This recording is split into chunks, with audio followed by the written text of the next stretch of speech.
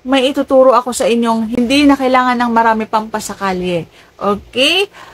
Ang tanong ni RJ ay, Ma'am Aika, paano po ba mag-ipit? Gusto ko kasing turuan ang aking kasama kasi hindi daw siya marunong. Ang pag-ipit na sinasabi ko ay yung iipitin sa loob ng bulaklak, yung T. Alam nyo na yan, ha? Pag-uusapan natin yan. Kung interesado kang malaman, please keep on watching para bago yan. Kung bago ka pa lang sa akin channel, please consider to like this video and subscribe my channel.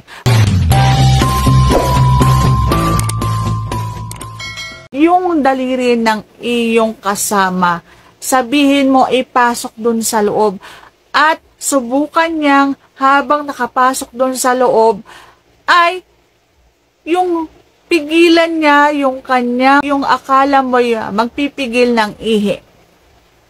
Sa ganyang paraan, malalaman niya na, ay, ganun pala, naiipit pala kapag ganito yung sistemang ginawa ko. Sumisikip pala yung loob kapag ganun yung ginawa ko. Ganun mag-umpisa ng pag-aaral. Ipasok na yung daliri niya dun sa loob at pigil-pigilin niya ng konti yung kanyang ihi. Kunwari na ihi siya, magpigil ng ihi, tas hinga. Yung mga paulit-ulit na ganun, matututo siya. Yan yung pinakamabilis kaysa yung mga sinasabi pa ng iba, ay ganito yung gawin mo, ganito. So, ayan, yung pinakamadaling maintindihan, ipasok niya yung kamay niya. Tapos, para malaman niya, ay ganito pala, dapat pala ganon yung aking paghinga, dapat pala ganon yung aking bulaklak, kailangan nakaganon. At kailangan yung aking balakang, sumasama din yung mga ganon.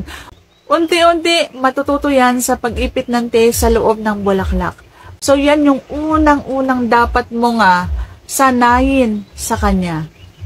Sana naging maliwanag ang paliwanag ko. And if you like this video, please consider to like this video and subscribe my channel.